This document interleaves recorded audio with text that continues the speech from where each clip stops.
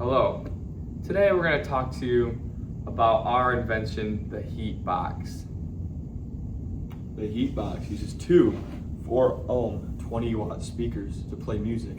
It also uses a SHT11 thermal and humidity sensor as well as a photoresistor to detect the light and temperature in the room. Now, one thing I'm very excited about the Heatbox is its capabilities to really... Yo, this is supposed to be the Heatbox. Let's get this party started.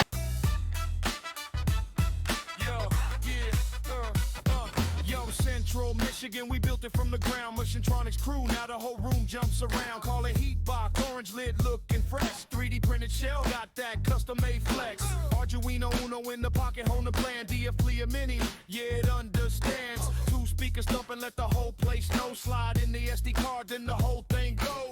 Temp sensor, light sensor, reading every sign. Photoresistor, watching the world in real time. It checks the room, then it picks that song, so the mood stay right all day long. If the heat goes up, it knows what to do. If the chrome rolls in, it flips that view. No DJ needed, just press and play. Heatbox run the party every day. Heatbox bounce.